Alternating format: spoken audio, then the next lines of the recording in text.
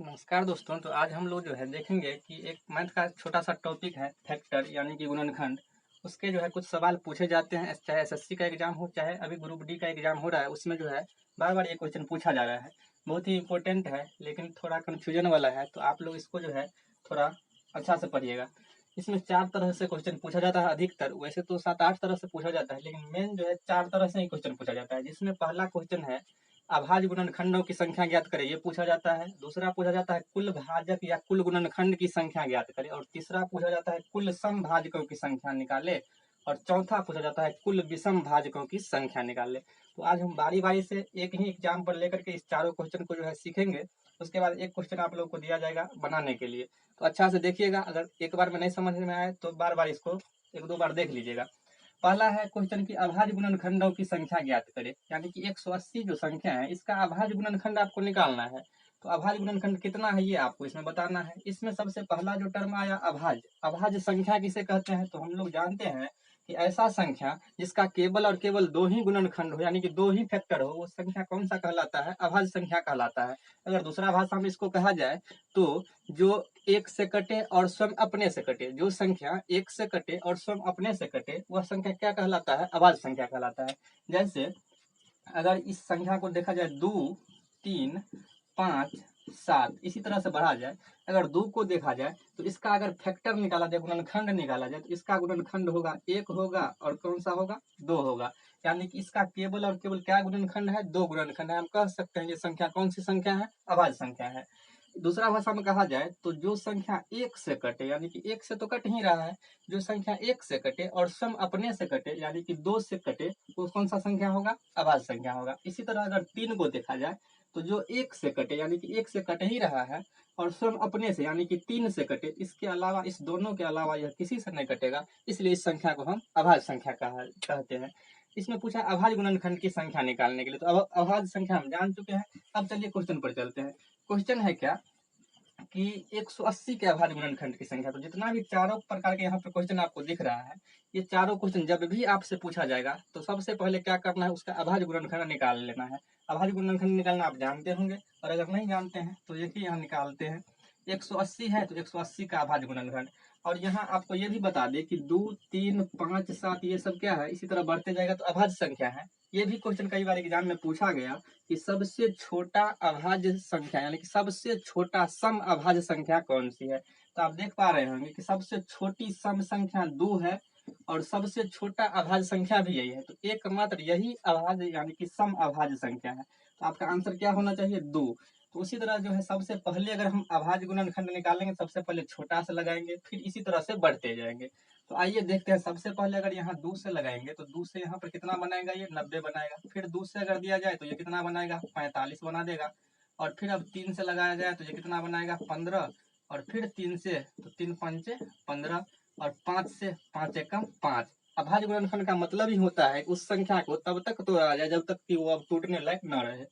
तो अगर इसको तोड़ दिए तो लास्ट में ये कहाँ बच गया, 1 बच गया। तो क्या अब ये टूट सकता है, अब ये नहीं टूट सकता है। तो अब इसको हम क्या करेंगे, यहाँ पर छोड़ देंगे।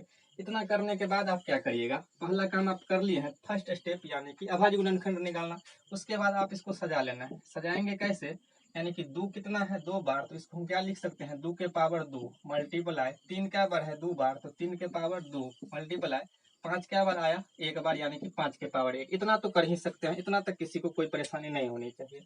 अब यहाँ क्वेश्चन पर आते हैं, तो बोला अभाज्य गुणनखंड की संख्या निकाले। इतना करने के बाद जब भी आपसे अभाज्य गुणनखंड की संख्या पूछा जाए, आपको कुछ नहीं करना है, सभी पावर को क्या कर देना है, जोड़ देना है। सभी पावर को जोड़ देना है। यहाँ पावर 2, यहाँ 2, यहाँ 2, यानी कि 2 और 2 4 और 1 5। तो इस क्वेश्चन का आंसर क्या हो गया, पहला क्वेश्चन का आंसर 5, यानी कि अभाज्य गुणनखंड की संख्या उसमें कितना है, तो 5 अभाज्य गुणनखंड की संख्या है।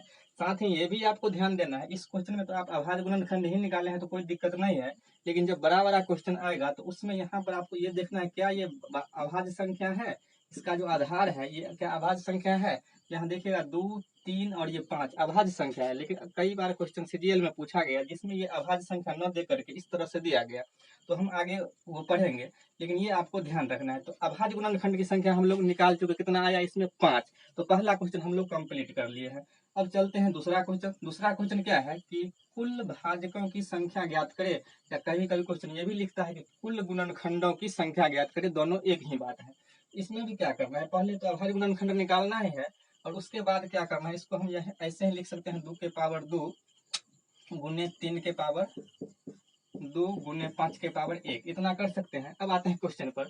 बोला कुल भाजकों या कुल गुणनखंडों की संख्या ज्ञात करें। जब भी आपसे ये पूछा जाए कुल भाजक या कुल गुणनखंड की संख्या, कुछ नहीं करना है, जितना भी आप जो है फैक्टर लाया है सभी के पावर में, ध्यान दीजिएगा, सभी के पावर में एक जोड़ करके गुना करना है। सभी के पावर में एक जोड़ करके गुना करना है। सभी के पावर में एक जोड़ करके गुना करना है।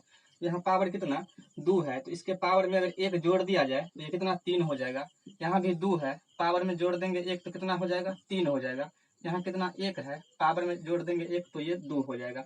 अब इसी सब को क्या कर देना है, गुना कर देना है। पावर में एक जोड़ दिए 3, पावर में एक जोड़ दीजिए 3, पावर में एक जोड़ दिए तो 2, तो 3 3 9, 9 दूना 18, क्या आ गया ये 18। तो दूसरा क्वेश्चन का आंसर आपका तैयार हो गया। पहला का हम लोग निकाल चुके थे 5, दूसरा कुल भाजक या गुणनखंड की संख्या आपसे पूछे तो वो निकाल लिए कितना 18। कैसे निकला, सभी के पावर में एक जोड़ करके गुना कर दीजिए, कुल भाजक की संख्या आपका आ जाएगा। अब चलते हैं तीसरा क्वेश्चन पर। तीसरा क्वेश्चन है कुल समभाजकों की संख्या ज्ञात करें। कुल समभाजक की संख्या ज्ञात करें, तो ये काम इतना तक तो सब यही रहेगा। जब कुल समभाजक की संख्या आपसे पूछा जाए तो ध्यान दीजिएगा, यहीं से कंफ्यूजन होता है। कुल समभाजक आपसे पूछा है ना, तो जो सम संख्या का पावर है, ध्यान दीजिएगा, जो सम संख्या का पावर है उसको जैसे है वैसे लिखना है, और बाकी के पावर में एक जोड़ करके गुना करना है। फिर से समझिएगा, जो सम भाजक अगर आपसे पूछा जाए तो सम संख्या का जो पावर है उसको जैसे है वैसे लिखा जाएगा, और बाकी के पावर में एक जोड़ करके गुना किया जाएगा। यहाँ सम भाजक यानी कि सम जो है 2 है और इसका पावर 2 है, तो इसके पावर को ऐसे ही लिखते हैं, और बाद बाकी जो भी पावर है उसमें एक जोड़ा जाएगा। तो यहाँ 2 है, इसके बदला में एक जोड़ करके 3, यहाँ 1 है, इसके बदला में एक जोड़ करके 2, और इस सब को अब गुना करेंगे, ये कितना बना देगा 2 3 6, और 6 दूना कितना बना देगा 12। सम भाजक में आपको केवल ये याद रखना है कि सम संख्या का जो पावर रहेगा उसमें कुछ जोड़ या घटाव नहीं करना है। इस तरह से आपका आंसर कितना तैयार हो गया, 12 तैयार हो गया, जो कि सम भाजक की संख्या को बताएगा। अब आपसे चौथा क्वेश्चन में पूछेगा कुल विषम भाजक की संख्या निकाले। कुल विषम भाजक की संख्या निकाले, चलिए निकालते हैं कुल विषम भाजक की संख्या।